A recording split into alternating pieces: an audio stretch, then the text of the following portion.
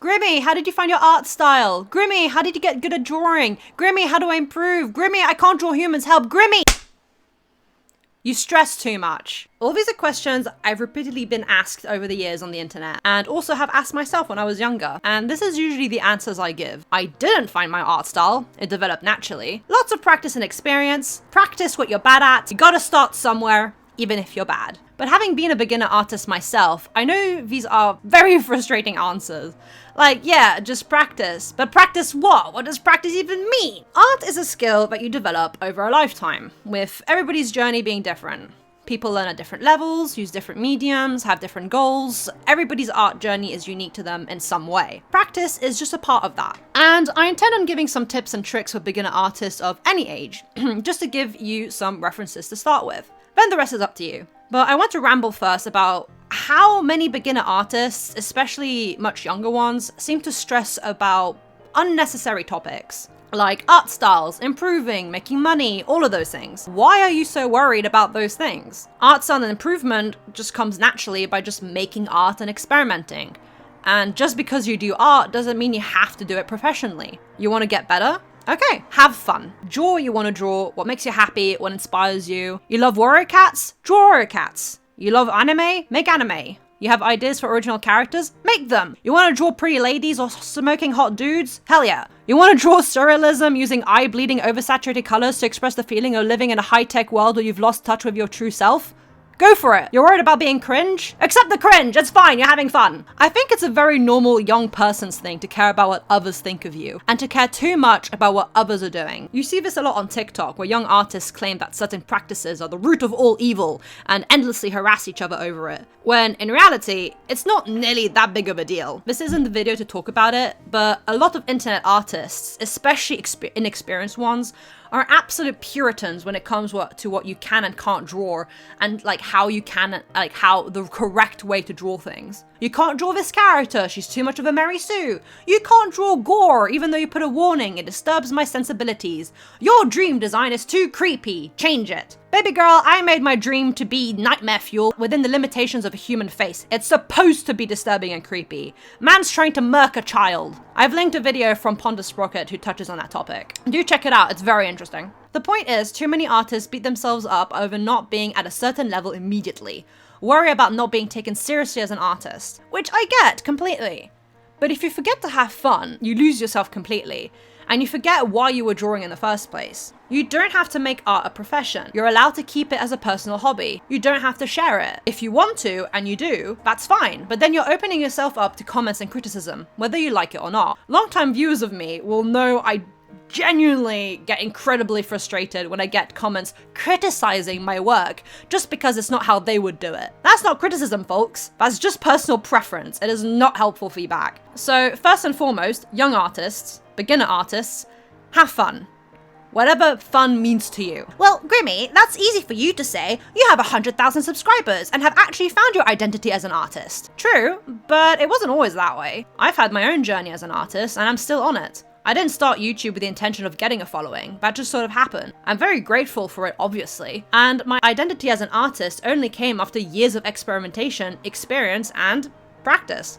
My art style is just an amalgamation of cartoons I've watched, comics I've read, styles I've experimented with, skills I've developed over the last decade. My specific interest in art being visual storytelling is only because I experimented with other aspects of art too. I settled on characters and stories because that's what brings me the most fulfillment, and an aspiration I have is to publish my own illustrated novels one day. I tried animating, I don't have the patience for it. Glorified storyboards is the most you're ever gonna get from me. Portraits and realism demand a lot of accuracy, and I love exaggerating details too much to do that. Traditional mediums are absolutely wonderful, and I still love them to this day, but they're expensive and clunky to carry around. Digital is easier for me to do on the go. I still do traditional art for myself in sketchbooks, and sometimes I share it, but really I just like doing it for myself these days. As I've grown, so has my art. As I've made active steps in self-improvement as a person, so has my skills in art. It takes a lifetime to learn this skill, so you might as well enjoy it. I love drawing. Drawing makes me happy. I love the actual movement of drawing itself, be it for work or just silly little doodles. Drawing also helps me visualize things, because I can't in my head, so putting them down is incredibly therapeutic and relaxing to me. And I have so many story ideas, so many things I want to draw, but the only thing stopping me from drawing are my physical needs as a human. Even when times got tough because I would get mocked, teased, or made fun of for not making real art, or when I felt discouraged for whatever reason, being the stubborn mule I am, I continued drawing because it makes me happy. That's why I draw, because I love it. Don't get lost in the semantics of the art world. Remember why you started drawing in the first place. Hopefully, because it's fun. Now, some tips for beginning artists. These are just what I've personally done and seen others do. There's plenty of different ways to improve or practice. There's loads of ways to go about it. But here are just some starting points. Use references. Use Google, look in Pinterest, scour your own photos. Whatever it is you need or want to attempt to draw, look for a reference. You probably won't find the exact reference you want, so broaden your search. Compile different poses to find the one you want. I'm at a point where I don't need to use references that much anymore, but I still very much use them when I can't wrap my head around a concept. Draw still life. This is very common in art classes, and it's essential to learn the basics. Drawing what's in front of you, be it an apple, a landscape, a person, will help improve your hand-eye coordination. This is for anything, be it figure drawing, portraits, painting, even cartoons. Being able to draw what you see to some level is highly useful. I did a month-long art course in Florence, where I did figure and still life drawings for a month straight, every single day. It's still a weak point of mine, but if you compare the first and last drawing, you'd see a massive improvement. I just don't have them here with me right now. You just have to be perseverant and learn some self-discipline to continue. Learn the fundamentals. Shadows, muscles, buildings, perspective, all of that. Even if you hate it, I hate perspective, even if you hate it, dabble in it a little bit. Try it out, look at some tutorials, look at references, take an art class or two, be it online or in person. Once you learn how the real world works, the rules of it all, you can twist and shape it to be however you want. In my first year of university, we learned all the bones and muscles of the body, and even built a model. I couldn't tell you the names of the muscles to save my life, but at least now I know that the muscles of the back, chest, arms, and legs exist. I know they're there, and I know how to draw them to some extent. And it genuinely improved my style. Ask experienced artists specific questions.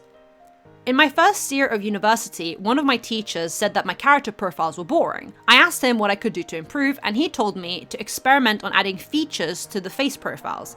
Basically, when the face is at a certain angle, add the dips and curves of where the eyebrow, cheekbones, and jaw are. It massively improved my art and gave my designs so much more variety and personality. Plus, it's really fun to draw. If you notice something specific about your art that bothers you and you're not sure how to improve, it's okay to ask others for feedback and ideas. Heck, DM me on Twitter, Instagram, or email me. I love giving feedback and I'd be happy to help if I can. And lastly, experiment. Experiment with art styles, different mediums, different methods. Try everything. Why not? It's fun. I've done watercolor, fine arts, clay sculpting, acrylics, oil paint, sketching, figure drawing, shadow drawings, still life, abstract, metalworks, designing, graphic design, animating, storyboarding, cartoons, illustrations, comics, tapestry, sewing, chalk, pastels, photo editing, and so much more. And all of those have taught me what I do and don't like. I've taken aspects from styles I like and incorporated into my own.